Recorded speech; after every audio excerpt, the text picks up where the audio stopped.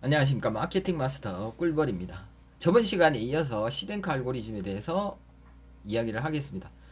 여러분들께서 이왕 일상적인 글을 쓸 바에 조금만 정보를 더 찾아보면, 내가 마트에 갔는데 감자가 있더라. 감자는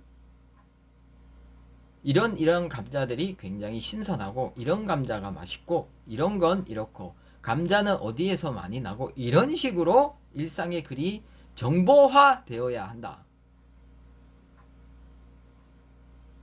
이것은 또 다른 부분들과 연관성이 있어지게 되는 것입니다.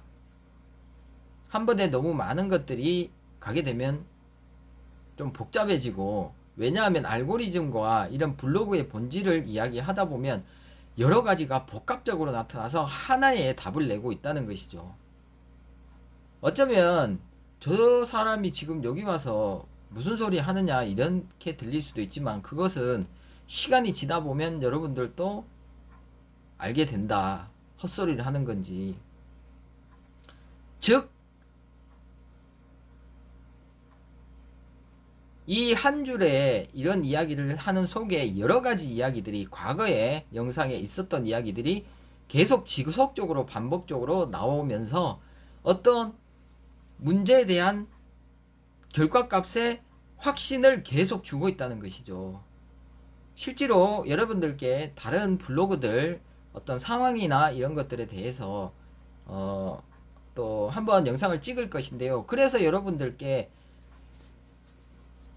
모바일 뷰 상위에 첫 페이지에 나와 있는 그러한 글들을 많이 읽고 카테고리도 많이 보고 하라.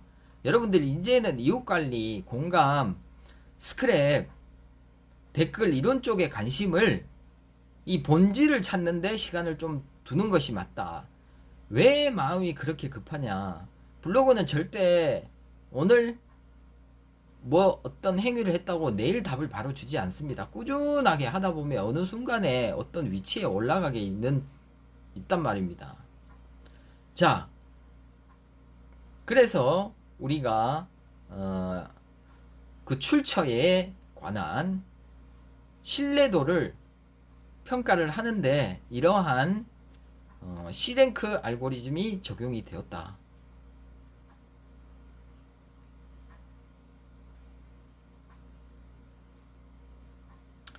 주제에 대한 관심이 얼마만큼 있느냐라는 부분은 여러분들 그 속에 글들이 관심이 있다면 당연히 많아지겠죠. 그 글들이 많아져야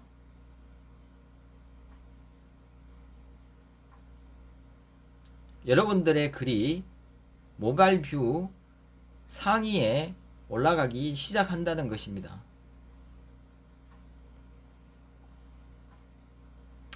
충실도, 그죠? 충실도, 관심도, 적합도. 그래서 이러한 출처에 대한 부분에서 신뢰도를 계산값에 넣었다. 그러면 우리가 여기서 이제 테크닉이 나오는 것이, 결과값이 나오는 것이, 주제에 대한 글을 쓰되 만약에 농사를 짓는 분들 같은 경우에는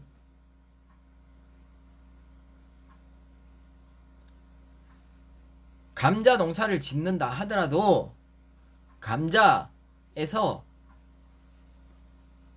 감자가 쓰이는 곳에 대한 이런 감자에 대한 활용을 하는 부분들이나, 아니면 여러 가지 방향으로, 또한 농사를 지으면서 일어나는 어떤 그런 부분들을 정보화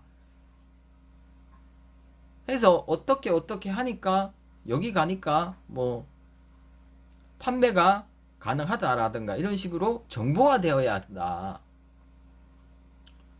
자, 일단은 여러분들 내용이 또 막 이게, 왜냐하면 하나의 부분을 설명하기 위해서는 여러 가지를 복합적으로 올리면서 이야기가 되는 부분이기 때문에 좀 헷갈릴 수가 있기 때문에, 어쨌든 계속 듣다 보면 됩니다, 여러분들. 자, 그래서 우리가 블로그를 할 때, 블로깅을 할 때, 포스팅을 할 때, 여러분들 글을 쓸 때 단어 자체, 키워드 자체를 13평 키워드로 만들지 말고 60평, 70평, 80평의 키워드의 사이즈를 만들어라.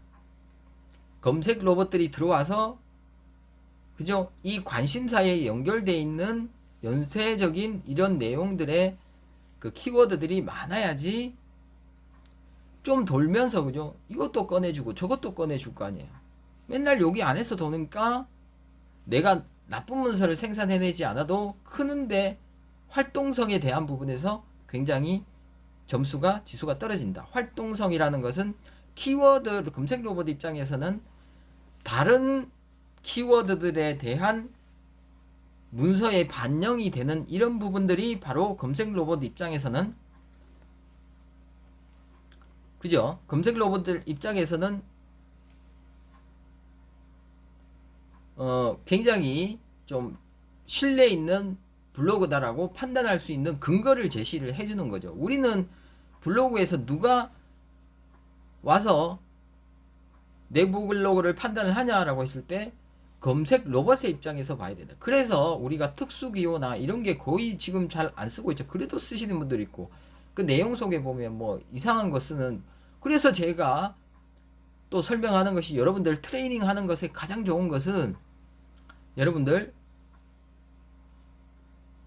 다른 모바일 뷰 상위에 랭크에 되어 있는 글들을 계속 보라. 그 제목을 또 보고 또 보고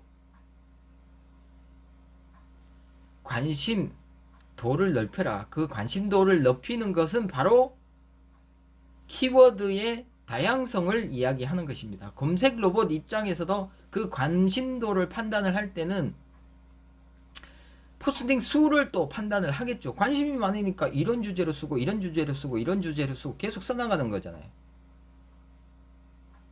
관심도. 그래서 포스팅 수는 좀 많은 것이 낫다라고 저는 생각을 합니다. 단 재미있는 것은 글자 수가 많지 않아도 올라간다는 거죠. 하지만 글자 수가 짧으면 평균 사용 시간이 짧아져요. 체류 시간이 짧아진다. 그렇게 되면 어떻겠어요? 점수가 낮아지겠죠. 그죠? 하지만 우리가 너무 시간이 좀 바쁘고 이러면 핵심적으로 글을 잘 쓰면 5시간 글 쓴 것보다 블로그 자체의 점수는 올라갈 수 있다. 왜냐하면 이 문서 자체의 체류 시간도 있겠지만 이 블로그 자체의 체류 시간도 우리가 네이버 측에서는 판단을 한다라고 보는 거죠. 하지만 이 C랭크라는 이러한 알고리즘에 반하는 부분들, 예를 들어서 오류라고 할 수 있는 부분, 그러면 C랭크가 안 된, C랭크에 적용이 안 되는 이러한 전문적인 글을 써내지 못한 사람들의 문서는 한 번씩 잘 써내면 이 사람들은 다 올라가지도 못하겠네? 라고 하는 부분에서 보완이 된 것이 다이아 로직. 다음 시간 공부할 이런 다이아 로직이 되는 것입니다. 일단은 여러분들께 이야기하고 싶은 것은, 이 글을 쓸 때 우리가 주제를 하나를 쓰는데 그 주제 하나 속에서 굉장히 다양한 형태를 생산을 해낼 수가 있다. 싱크대를 고치시는 분들 같은 경우에는 그 속에 나무 관련된, 싱크대도 나무니까 나무 관련된, 그리고 싱크를 사용하면서 여러 가지 부분 이렇게 다양하게 쓸 수 있는, 꼭 싱크대에만 한정을 시키지 말고 싱크대에서 파생되는 키워드들을, 연관되는 검색어들, 이런 것들에 대해서 함께 고치는 법과 사는 법과 닦는 법과 이런 건 다 틀리잖아요. 이런 식으로 좀 넓게 봐야 된다. 그래야지 검색 로봇들이 들어왔을 때 이 사람은 관심도가 있구나. 키워드 자체에서, 그죠? 잘하는 법이 있을 거고 만드는 법이 있을 거고 그냥 배우기가 있을 거고, 이런 식으로 우리들은 관심도를 검색 로봇들이 판단을 할 수 있다 라고 이야기를 할 수 있는 것입니다. 이번 시간은 여기까지 하겠습니다.